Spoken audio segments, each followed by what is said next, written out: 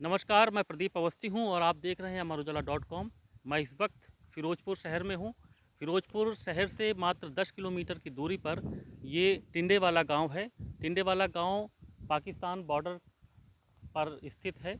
आप देख रहे हैं कि यहाँ से 200 मीटर की दूरी पर वो बीएसएफ की चौकी स्थापित है और वो फेंसिंग है जो जीरो लाइन को जोड़ती है। जब मैं इस बॉर्डर पर आया तो यहाँ गेहूं के खेत पर किसान अपनी कटाई कर रहे हैं इस वक्त, और हम इन किसानों से जानेंगे कि पंजाब में खास करके फ़िरोज़पुर में चुनावी माहौल कैसा है। श्रीमान जी, आपका शुभ नाम क्या है? गुरदेव सिंह। गुरदेव सिंह जी, गेहूं की कटाई हो गई हाँ, गेहूँ की कटाई होगी। और अब तो चुनाव में व्यस्तता आपकी दिख रही होगी। अभी चुनाव में लोग पूरी इंटरेस्टेड नहीं है। हम्म, वजह मैं बताता हूँ। वैसे लिए जब भी कोई भी हमारा यहाँ का एमपी बनता है, वो यहाँ फिरोजपुर की तो बात हो सकता करता होगा, जो बड़े शहरों की करता होगा, लेकिन जो बॉर्डर का एरिया वहाँ की कोई बात नहीं करता है। जैसे हम इस जगह पर खड़े हैं टिंडी वाला में, कुछ जैसे 2% लोग जो किसान हैं उनकी ज़मीन अपनी है, जैसे रजिस्ट्री बोलते हैं। बाकी जो ज़मीन है वो किसी की अपनी नहीं है। मतलब क्या क्या बोल सकते हैं, उनको अपनी रजिस्ट्री ज़मीन नहीं है। जब भी जैसे कुदरती बाढ़ आती है, कोई ऐसे कोई आफत आती है, पाकिस्तान से कोई इधर गड़बड़ करता है, तो वो किसानों को कोई उनका कोई लाभ नहीं हो पाता। लाभ उनको होता है जो उनकी रजिस्ट्री होती है। लेकिन यही एक ही मुद्दा बार बार किसान बोल रहे हैं, इसी मुद्दे पर वोट लेकर चले जाते हैं। ठीक बात है। पाकिस्तान के बॉर्डर के गांव के पास तक आने के पीछे मकसद यही था कि बॉर्डर के क्षेत्र के जो गांव हैं या जो यहाँ के लोग हैं, जो यहाँ के किसान हैं, उनके सामने चुनौतियाँ किस तरह की होती हैं और सरकार उनको किस तरीके से देखती है। ये तो मीडिया में बोलते हैं हमने गांव में गए ऐसा किया, लेकिन ज़मीन ज़मीन पर वो इतनी बात नहीं कर पाते जो किसानों की। किसान खुद अपनी जो समस्या से हल करता है, कोई रह भी जाती है, लेकिन यहाँ के जो फैंसली मतलब इतना पैसा नहीं किसानों के पास। थोड़े से जैसे पंजाब के बोलते इतने बड़े बड़े किसान बड़े नहीं, जहाँ 4 एकड़ 5 एकड़ वाले किसान हैं, बिल्कुल छोटे किसान हैं, अपने आप ही अपना पेट भर रहे। गवर्नमेंट की कोई हो सकता है ऊपर से कोई योजना आती होगी, लेकिन यहाँ आते आते ख़त्म हो जाती है बॉर्डर पर। तो जी, ठीक बात है। कल मैं अखबार पढ़ रहा था तो पता चला कि फ़िरोज़पुर के किसी गांव के खेत के किनारे ड्रोन उड़ा और उसके बाद अलर्ट जारी हुआ यहाँ पर। यहाँ पर ड्रोन के जरिए नशा आने की अक्सर सूचनाएं आती रहती हैं। क्या ये बात सही है? हाँ, ये बात तो ठीक है। ड्रोन से इधर पाकिस्तान से ड्रोन आता है, वो गड़बड़ी करते हैं, लेकिन यहाँ से कुछ लोकल लोग भी होते हैं, लेकिन 90% लोग जो है बीएसएफ का और पंजाब पुलिस का साथ देती है। जैसे अपने पूरा सीजन निकला, पूरा कोहरा पड़ रहा था, पूरा यहाँ पर 10 मीटर पर भी कोई नहीं दिखता था, लेकिन जो यहाँ के लोकल नौजवान हैं उन्होंने पूरा सहयोग किया। लेकिन अभी थोड़ी सी समस्या कम हुई है इस हमारे एरिए में। तो यहाँ समस्या कम हुई है। नशे की खेप पहले की तुलना में कम आई है या ज़्यादा? अभी मैं आंकड़े देख रहा था, अभी पंजाब पुलिस की तरफ से जारी किए गए थे। पिछले 2 महीने में यहाँ पर 300 करोड़ रुपए का नशा पकड़ा गया है। तो और ज़्यादातर ये जो नशा है वो फ़िरोज़पुर बॉर्डर से आया है। ये आपकी बात है, बिल्कुल ठीक है। नशे की खेप बहुत आती थी, पहले भी आती थी, अब भी आ रही है। लेकिन बीच बीच में ऐसा कोई अच्छा ऑफिसर आता है तो वो एफआईआर कर देता है। जो अब एफआईआर होगी तो स्वाभाविक है वही वो उनमें आएगी, काउंटिंग में आएगी। जो नहीं होती वो ऐसे निकल जाती है। हाँ, ठीक बात है। जो पकड़ में आ गई वो काउंटिंग में आ गई।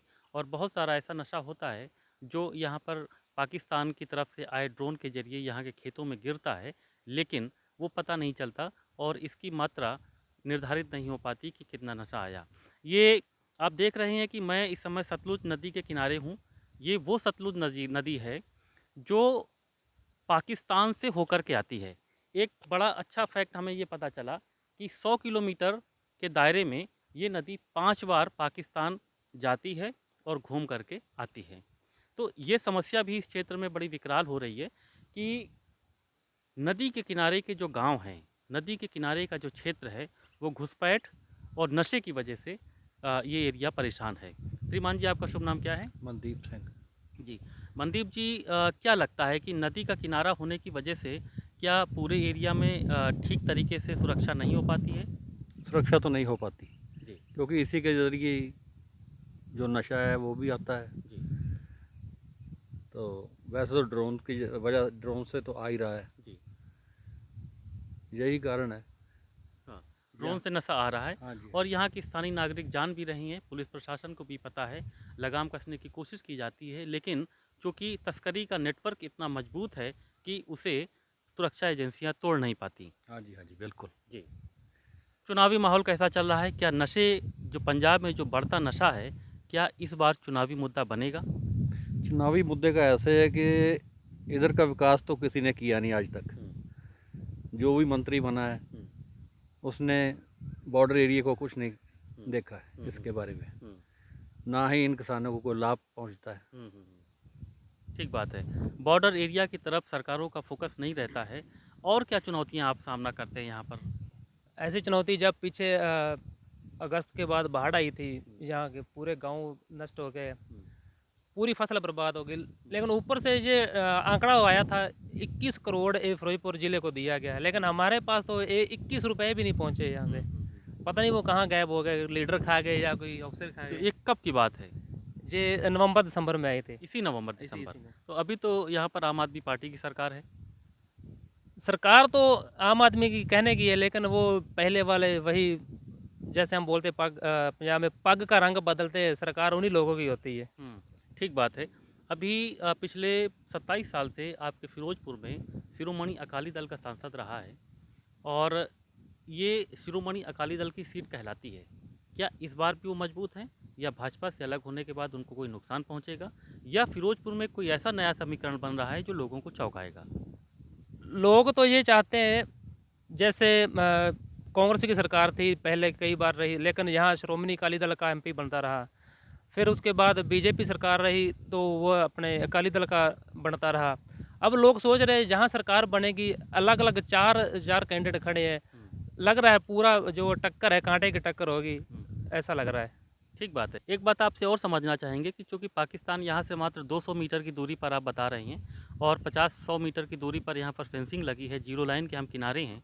जब आप अपने खेतों में आते हैं या अपने गाँव में जा रहे होते हैं, नदी किनारे बैठ रहे होते हैं, नहा रहे होते हैं या कुछ काम कर रहे होते हैं, तब क्या आपको सुरक्षा एजेंसियों के जरिए कोई परेशानी होती है या किस तरह की दिक्कतें आती हैं? नहीं, सुरक्षा एजेंसी हमें तो कोई परेशान नहीं करती है, लेकिन जो शरारती लोग उनको तो बोलेंगे वो, जैसे हमारे साथ उनका रहना, हमारे साथ विचरते हैं बीएसएफ के जवान, पंजाब पुलिस के जवान आते रहते हैं, लेकिन उनसे तो हमारा ठीक है दोस्ती, हम उनका साथ देते, वो हमारा साथ देते, इतना परेशान नहीं करते। लेकिन जब गड़बड़ी होती है तो वो फिर उन्होंने अपनी ड्यूटी भी तो करनी होती है। हाँ, ठीक बात है। जब गड़बड़ी होती है तो सुरक्षा एजेंसियों को अपनी ड्यूटी करनी होती है और उन्हें करनी भी चाहिए।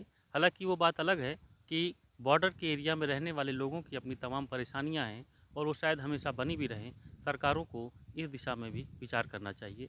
पाकिस्तान बॉर्डर से मैं प्रदीप अवस्थी, अमरउजाला.com के लिए। अगर आप ये वीडियो YouTube पर देख रहे हैं तो हमारे चैनल को सब्सक्राइब करें और बेल आइकन को दबाना ना भूलें। अगर आप Facebook पर ये वीडियो देख रहे हैं तो हमारे पेज को लाइक करें।